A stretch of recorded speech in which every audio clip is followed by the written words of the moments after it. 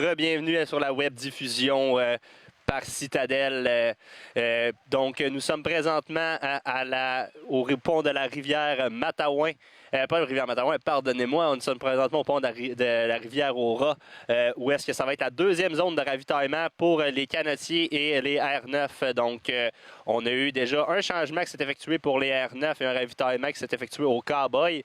Et ici, c'est la deuxième zone. Donc, on parle d'une zone là, qui est plutôt stratégique. On a peu de courant ici, là, près du pont. Puis, il faut venir coller la rive pour faire le changement, le ravitaillement. On a eu les équipes de Rabasca qui sont passées. On va aller faire un petit récapitulatif. On va vous expliquer ce qui s'est passé. On a eu des gros changements en tête de course pour le C2. On est rendu avec un peloton de 6 équipes qui sont ensemble. Donc, on va aller voir les images de drone.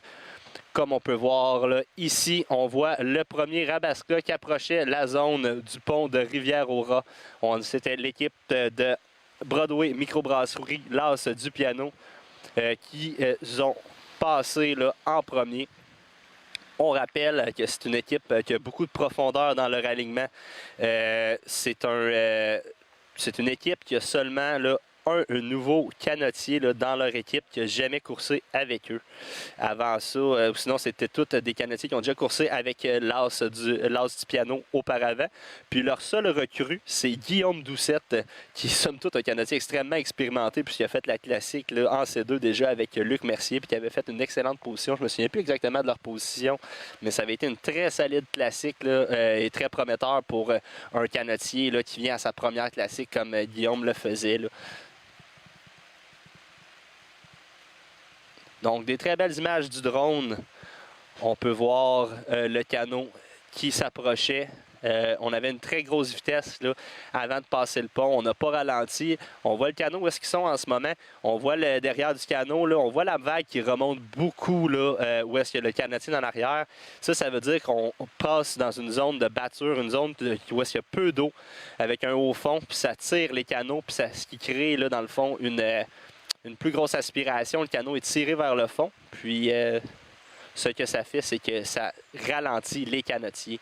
Alors, on peut voir maintenant sur l'image de drone les deux Rabasca qui sont en chasse, le R9 de Hockey Lemay en deuxième position et le R9 de Haut l'Asphalte.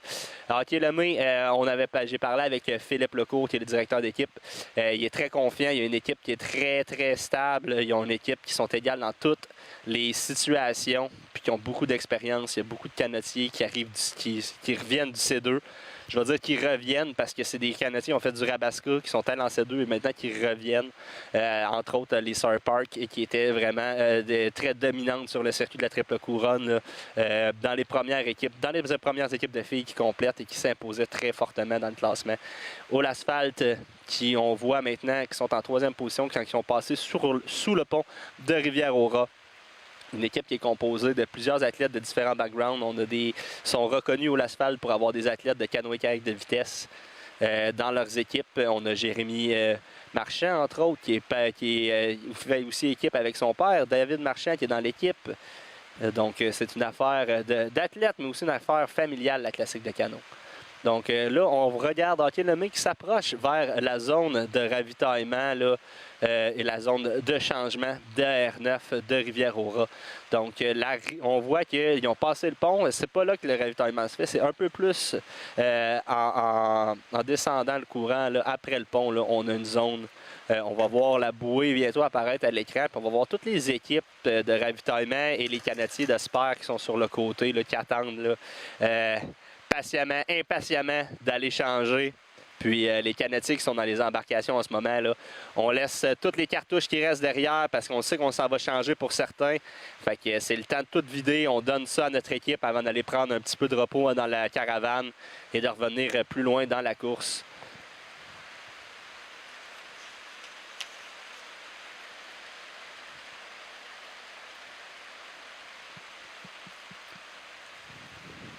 So for people listening in English, we have the first Rabasca, the first R9 that crossed the Rivière-au-Rat bridge was the Rabasca of Broadway Microbrasserie, l'As du piano, with a pretty good lead. I didn't count it, but it's about like a minute at least.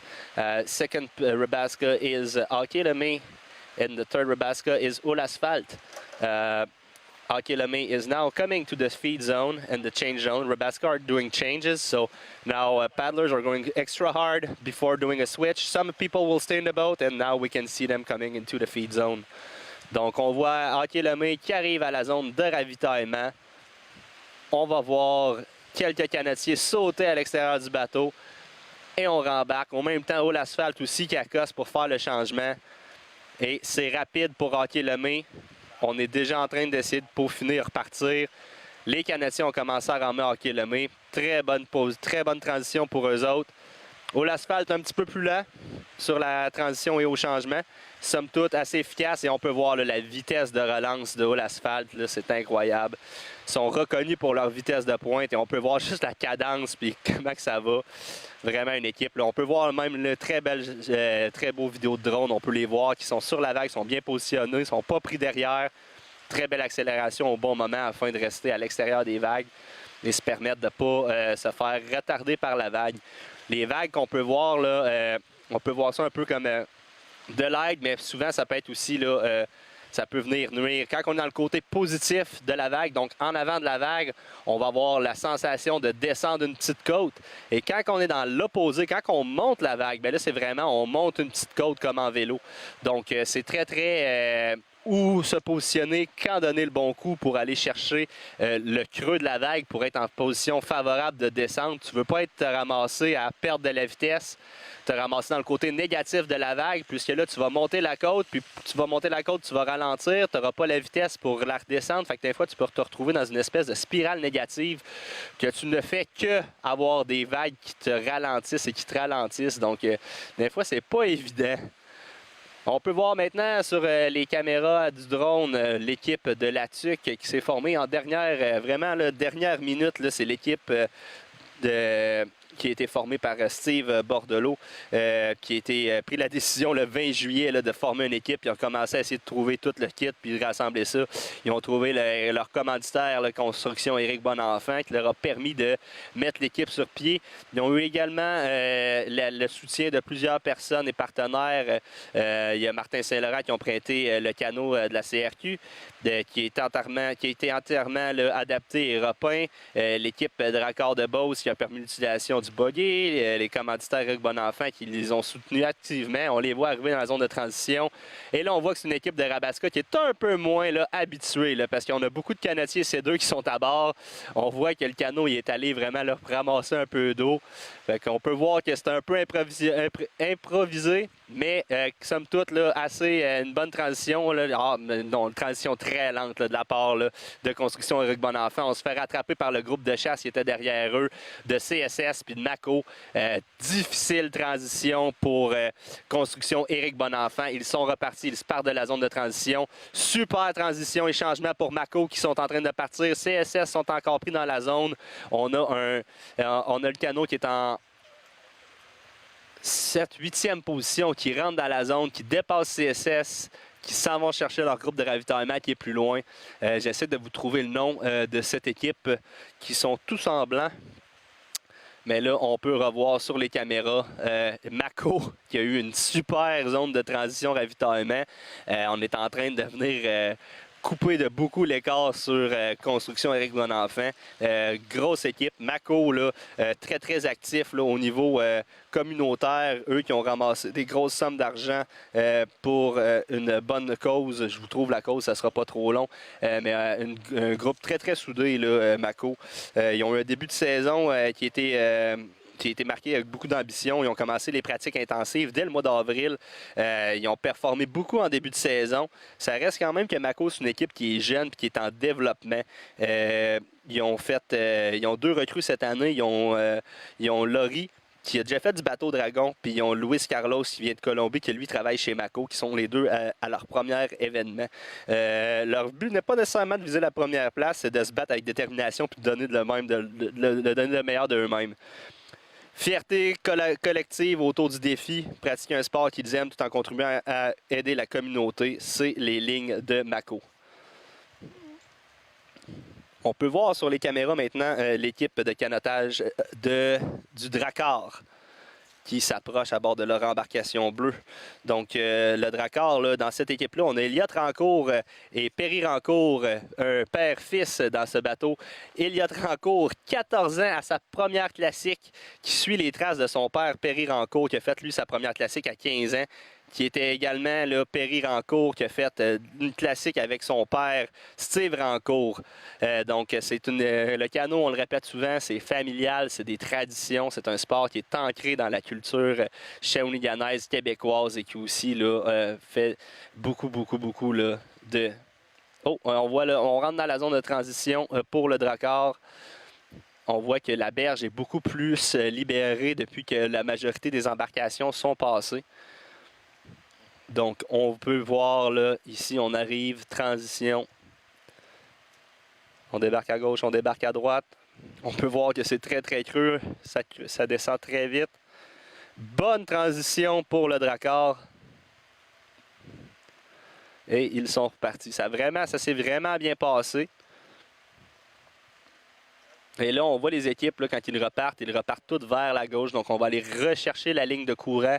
Ici, à Rivière-au-Rat, le courant est complètement là, au centre droit de la rivière. Donc, la zone de ravitaillement est à l'extrême gauche. Donc, il faut aller se repositionner vers le centre droit de la rivière.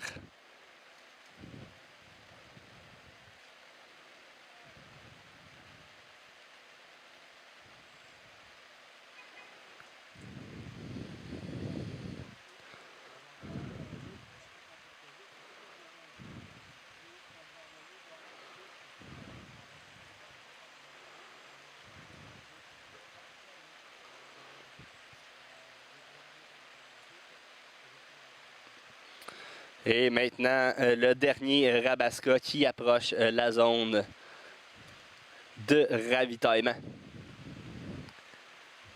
Donc, si je ne m'abuse, c'est l'équipe de canotage de Beauce qui viendrait passer, ou les démons de... Non, c'est les canotages de Beauce qui viennent passer devant. Donc, on n'a pas pu commenter sur les démons de Waterloo. Ils devaient être dans l'action quand il y avait tout le monde qui passait devant. Donc, on va essayer de s'en reprendre un peu plus tard. J'ai des faits intéressants à vous partager à propos des démons de Waterloo. Donc, ça, c'est bien le canotage de Beauce qui s'en vient à la zone de ravitaillement.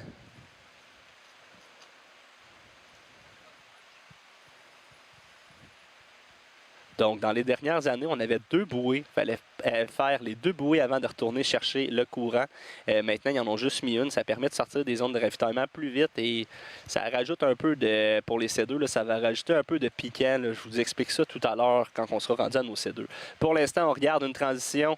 Donc on voit un canotier qui passe du banc 3 jusqu'au banc de barreur. Donc ça va être une rotation double pour ce canotier qu'on a vu se revirer et partir d'un banc à l'autre. Donc c'est difficile. On vient juste de forcer dans le banc 3. Le banc 3, c'est là d'habitude qu'on a le pouvoir. C'est un banc qui est extrêmement demandant. Le canot est très large, donc on rame loin l'un de l'autre. On est loin en arrière, il y a beaucoup de poids. Donc passer du banc 3 à les barrer, ça va être une grosse tâche qu'on demande à ce barreur-là. Mais souvent, les barreurs sont des canotiers plus expérimentés dans l'équipe. Donc je suis certain qu'il sait ce qui s'en va, il sait ce qui va se passer. Lui, il s'est fait mettre sa bouteille en arrière par son ravitailleur parce qu'il savait qu'il s'en allait là. Et ils sont partis. Ils ont des nouvelles effectifs dans le canot. Ils sont somme toute pas trop loin de la 9e position. Donc, tout est encore possible. On rappelle que nous sommes à Rivière-au-Rat. Il reste un check-in à Trois-Rives. Il reste après ça Matawan avant de se diriger à Saint-Roch-de-Méquinac. Donc, d'ici, les canots devraient passer d'ici une vingtaine de minutes. D'ici là, nous allons aller à une pause et puis nous vous revenons bientôt.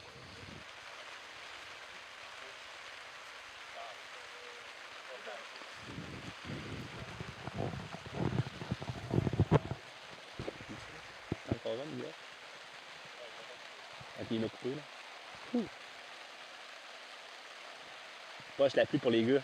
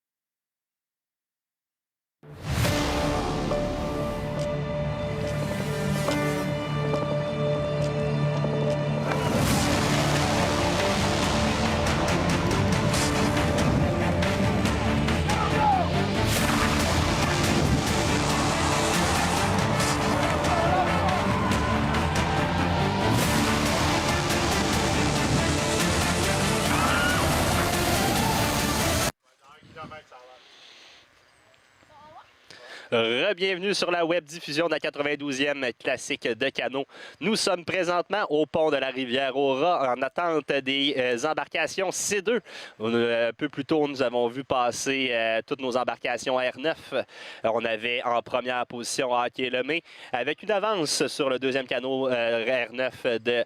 on avait Broadway Microbrasserie dans le piano en première position avec une avance sur Hockey Lemay qui était aussi très près, suivi de très près par All Asphalt. On a vu des belles transitions assez rapides pour les trois premiers canots. Après ça, en quatrième position, on avait Construction Éric Bonenfant, qu'on a vu que l'expérience d'un canotier C2 ne se transfère pas exactement au sport R9. Chaque sport a leur particularité. On a pu les voir, là, des canotiers expérimentés, pareil en C2, mais on a fait des erreurs sur la transition, ce qui a permis à Mako de venir, qui est en cinquième position, de vraiment venir fermer l'avance que Construction Éric Bonenfant avait pris. Donc, très bonne transition pour Mako, plus difficile pour Éric Bonenfant. C'est ce qui conclut le top 5 pour nos R9. Et maintenant, on est en attente de nos C2. Je regarde maintenant les GPS. On voit qu'on a deux canots qui seraient ensemble en tête, puis trois canots peut-être. On a plusieurs canots. À mes dernières informations, je m'étais fait dire qu'on était rendu avec 6 canots ensemble et un qui était à peu près à même pas à 30 secondes en arrière. Donc, possiblement, on était à 7 canots ensemble. Après ça, on avait une embarcation. On avait 2 embarcations mixtes qui étaient suivies du canot numéro 11 de Guy Rousseau. Donc, on va en voir un peu plus dans les prochaines minutes. J'aimerais profiter de cet instant pour remercier nos partenaires, notre partenaire exclusif à la webdiffusion Citadel qui nous a permis d'avoir cette belle webdiffusion avec l'équipe de VMS Productions là, en régie qui nous font tout qu'un show en ce moment, des super belles images de drones. On a eu de la pluie, on s'adapte et vraiment là, chapeau à tout le monde. On aimerait aussi remercier les partenaires rares, la ville de Shawinigan, la ville de Latuc, le ministère du Tourisme du Québec, notre partenaire Argent, Paul G, Paul Gauthier, notre partenaire qu'on remercie beaucoup. Les partenaires bronze, nous avons Monsieur Olivier Saint-Pierre, courtier immobilier chez Remax Desjardins. Nous avons McDonald's de Shawinigan et on a également une panoplie d'autres partenaires spéciaux qu'on aimerait remercier. Nova Solaris, Red Bull qui commandite des événements d'envergure partout à travers le monde. Donc, c'est un très, très grand plaisir de les avoir avec nous. Une petite gorgée pour Red Bull. C'est super. Et puis, on a Broadway Microbrasserie qui appuie cette année encore, qui ont fait une bière à l'effigie de la 92e classique. Ils sont vendus en pack de 4 dans des dépanneurs là, à Shawinigan. Puis, ils vont être également disponibles à l'île Saint-Quentin. Donc, on a 4 bières, une à l'effigie du logo de la 92e classique et 3 avec des ambassadeurs passés de la classique. Donc, on a une bière avec Mathieu Saint-Pierre, une bière avec Richard Daubard-Junior et une bière avec Serge Corbin. Donc, c'est des délicieuses bières blondes. Donc, on vous invite à vous en procurer. Et puis, on aimerait aussi parler du commanditaire qui sont là pour venir nourrir nos athlètes. NAC, Nutrition pour athlètes aventureux qui couvre des kilomètres. C'est une compagnie québécoise, canadienne qui a été fondée en 2016 à Montréal. C'est une compagnie qui a comme but, dans le fond, de venir avoir un engagement du côté environnemental tout en fournissant là, une nutrition de haut niveau pour les athlètes d'endurance et d'ultra-endurance. Les produits sont disponibles partout en Amérique du Nord et en France. Donc, même nos collègues américains ou nos collègues de l'autre côté. Donc, maintenant, sur mon écran, on voit le peloton de tête qui s'approche. On peut voir en tête avec le chandail noir et le chandail blanc, Mike Davis, Guillaume Blais. À leur droite, sur leur vague, on a le canot numéro 67 de Louis-Simon Pruneau et Serge Pagé qui tentent de s'accrocher directement derrière le chandail jaune et le chandail mauve, le canot numéro 25 de Travis Mecklenburg et Weston Wallaby qui souffrent un peu dans les vagues, somme toute pas en position dangereuse.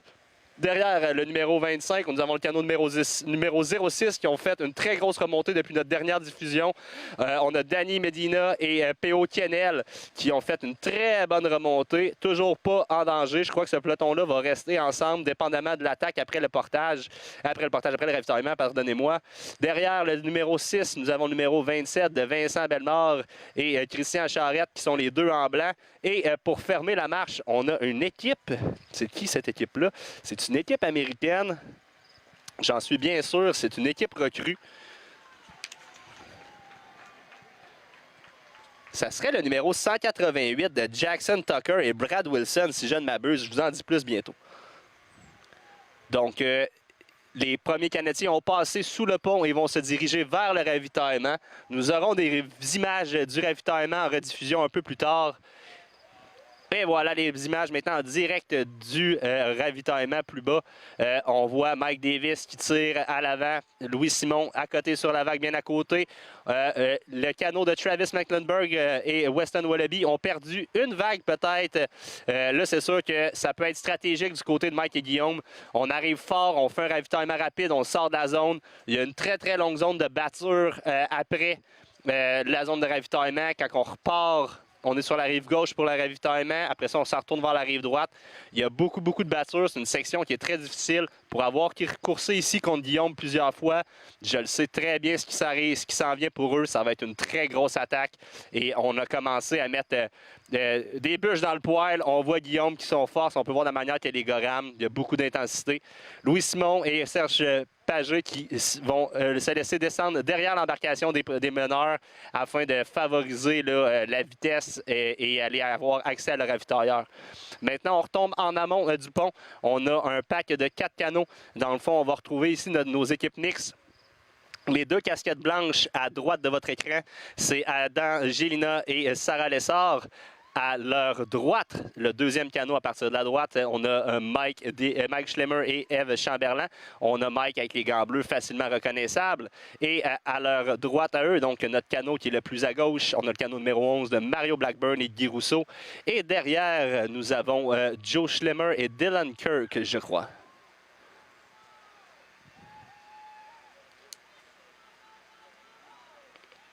Donc maintenant, on voit le canot qui était en dernière position dans notre peloton dans l'avant. Ce n'était pas l'équipe américaine, c'était Vincent Desilets et Joël Lamontagne. Je m'excuse, deux gars de la région qui sont en train d'avoir une très, très belle...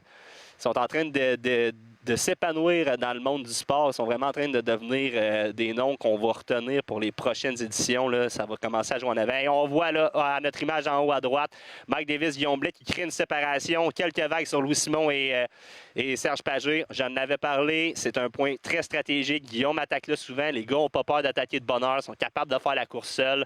Ils n'ont pas besoin de personne. Donc là, on a mis un plan en exécution, je crois bien, à suivre. On vient juste de voir Dane Trojan et Renaud Flageol qui complètent le ravitaillement. Eux qui sont en chasse derrière Vincent Desilets et Joël Lamontagne.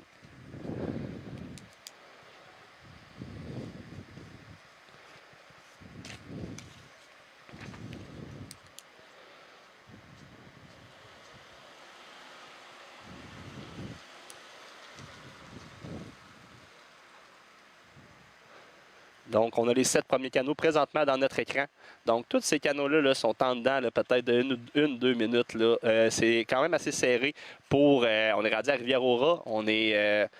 Il est présentement là, midi et 20. Donc, ça fait 2h20 minutes que le départ est donné. Le groupe de tête, on a 7 embarcations qui sont plus ou moins en dedans d'une minute, 2 minutes. On a les Mike Davis, Guillaume Blais qui ont fait une grosse attaque, qui sont présentement en train de faire une grosse attaque. Et maintenant, on voit les images de l'arrivée au ravitaillement de notre peloton mix qu'on va appeler. On a les deux équipes mix qui se disputent la victoire, qui sont en train de se disputer pour la victoire. Donc, on a Mike Davis, Mike Schlemmer et Eve Chamberlain qui sont en train de sortir les bouteilles de l'embarcation. On voit à droite que Mario Blackburn, Guy Rousseau décide de ne pas faire de ravitaillement. Cependant, ils se doivent de passer à l'intérieur de la bouée et de la rive. Donc, grosse stratégie. On part seul, on part en chasse seul. Ces deux vétérans, ils n'ont pas peur de ça. On voit que ça brasse un peu au ravitaillement. Ça n'a pas été super facile. Sarah vient juste de sortir sa bouteille après le ravitaillement. On rappelle que les ravitailleurs doivent aller chercher les bouteilles qui sont laissées. On ne peut pas laisser de déchets dans la rivière. Donc, les deux équipes mixtes sont encore côte à côte. Sarah Lessard à bord du canot numéro 04 avec Adam Gilna. Mike Schlemmer et Eve Chamberlain à bord du canot numéro 99. Et pour fermer le 86 de Joe Schlemmer et Dylan Kirk. Maintenant, en amont du pont, on voit un autre peloton qui arrive. Donc, peloton composé de 5, 6 embarcations. Peut-être qu'il y en a une à l'extérieur du cadre. Donc, on devrait retrouver dans ce peloton... je crois qu'on a notre première équipe féminine à droite de votre écran. Cicely Bougie et Rebecca Barton-Davis. Exactement, un grand coulon.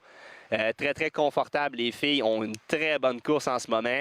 Sérieusement, je crois qu'ils sont en avant même de la troisième équipe mixte. On voit maintenant à gauche de votre écran les deux chandails bleus, Josh Sheldon, Éric Gagnon en bord du canot numéro 7. Et dans la pince à l'arrière, on voit l'équipe de Joly et Fortin qui sont bien installés derrière.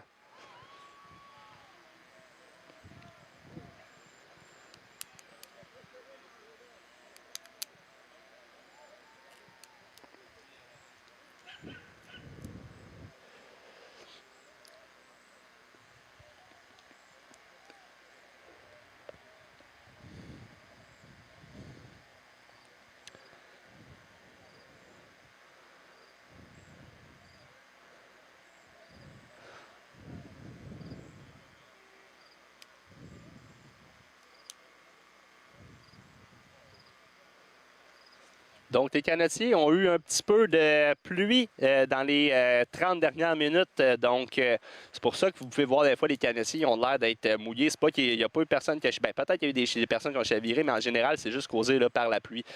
Donc, on voit maintenant à l'écran Gagné, Marchand qui s'approche. Une équipe latucoise qui s'en viennent pour leur passer sous le pont de Rivière-au-Rat, se diriger vers leur ravitaillement. Les canotiers, on rappelle, ça fait près de 2h30 qui sont sur l'eau, qui sont partis. On voit que les cadences sont encore élevées. On rame à des vitesses là, de 70 coups minutes en moyenne. On est chanceux, on n'a pas de vagues, on n'a pas de vent. C'est des super de belles conditions. On voit le gros peloton qui se dirige vers le ravitaillement. Maintenant, on voit les deux chandails jaunes de Kevin Jouard-Baron et Olivier Milot.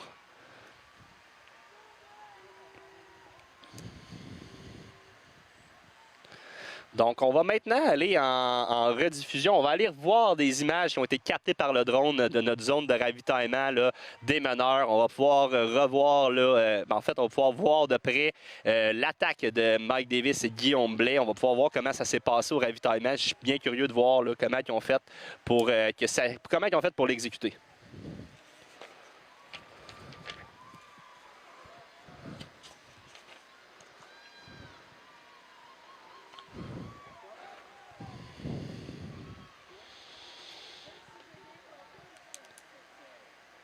Donc, on voit les deux derniers canotiers. On va prendre le temps de regarder nos deux derniers canotiers avant de passer en rediffusion. Ils sont juste là. Donc, les canotiers sont vraiment regroupés en ce moment. C'est super. On voit que le calibre, là, il n'y a peut-être pas beaucoup d'embarcations, mais c'est quand même un calibre qui est assez élevé. C'est beaucoup de canotiers expérimentés en ce moment en C2. Donc, tout le monde est quand même regroupé. On les voit passer en ce moment là pour... exactement, on les voit. Donc, ici, c'est notre troisième et quatrième équipe mixte qui s'amène. Donc, encore une fois, même pour la troisième place, là, le podium, ces deux équipes-là vont se battre pour le podium mixte pour le restant de la journée, si je ne me trompe pas. Là, ça m'étonnerait que ça s'éloigne bien. On voit là, ici, là, en haut plus bas sur votre écran, c'était le 133, le chandail bleu et le chandail la flotte rose. C'est le canot 133 de Deb Brax et Greg Zoffy. Puis en arrière, c'est le 18 de Tina Pham et Augustin Roy. Maintenant, on voit un peloton ici qui s'approche de la zone de ravitaillement. Comme je vous dis, il faut passer à l'intérieur de la bouée et de la berge. On n'est pas obligé de ravitailler, mais il faut absolument venir faire la bouée. Ou sinon, on se ramasse avec une pénalité. La dernière fois que j'ai vu une pénalité pour une zone de ravitaillement, c'était en 2023. C'était l'équipe de Steve Lajoie et Wesley Dean qui avait sorti avant une zone de bouée. Il y avait beaucoup de vagues cette année-là, donc des fois, les bouées ne sont pas nécessairement super visibles ou des fois, on essaye juste de rester dans le canot.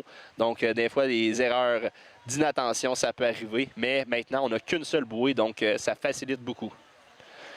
On voit maintenant Augustin Roy et Tina Pham. Tina Pham, qui est une pilier de l'événement 2025 de la Classique. Elle a travaillé énormément sur la collaboration pour la recherche de partenaires et l'organisation de la course. Donc, Tina, en plus d'être une athlète extraordinaire, on la voit qui regarde en haut. Tina a fait des sourires. Toujours de bonne humeur. Donc, Tina et Augustin qui sont ensemble pour les 2 premières courses de triple couronne et qui sont à veille de compléter, qui sont en chemin pour compléter leur triple couronne ensemble.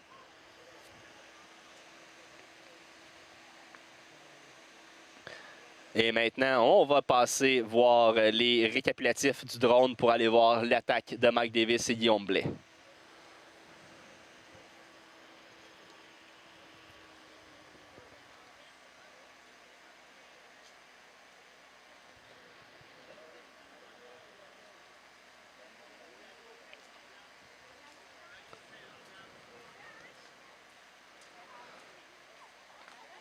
Donc ici, on voit les images du drone.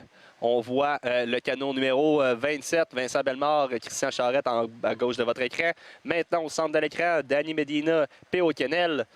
Mais maintenant, sur votre écran, c'est moi. On peut voir la calotte NAC. On remercie encore une fois NAC. On remercie Red Bull, qui sont nos partenaires. Et puis, on aimerait remercier Citadel, qui est commanditaire majeur de la diffusion web. Grâce à eux, là, on a super de beaux équipements techniques. Et maintenant, on peut voir là, le drone qui passe sous le pont de Rivière-au-Rat et on voit à gauche le chandail blanc de Guillaume avec le chandail noir de Mike. Et après ça, à droite, on voit le chandail vert fluo de Serge Pagé et le chandail blanc de Louis-Simon Pruneau. Je vous invite à porter attention particulièrement à Mike Davis et Guillaume Blais. En ce moment, on est en train de garder un tempo très élevé afin de garder toutes les équipes derrière afin d'éviter les attaques, les contre-attaques. Et puis là, on va voir tantôt, sur l'autre plan de caméra, on avait vu que Louis-Simon et Serge Pagé, ils ont été obligés de se laisser descendre derrière parce que pour avoir accès à leurs ravitailleurs qui sont sur la berge, bien, ils n'ont pas le choix d'aller à la gauche de Guillaume ou de se laisser passer à l'arrière. Donc, ils sont arrivés dans la zone sur la vague. Ils étaient vraiment bien collés pour avoir l'aspiration, mais il n'y avait pas de position là, adéquate afin de pouvoir pouvoir profiter là, de juste passer et continuer. Il devait se replacer derrière afin de faire le ravitaillement. Donc maintenant, on voit Tina qui est au ravitaillement avec Augustin. On complète le ravitaillement en arrière de l'autre équipe mixte. Donc les 2 équipes vont rester ensemble probablement toute la journée, puis on va avoir une belle bataille pour la dernière marche du podium mix.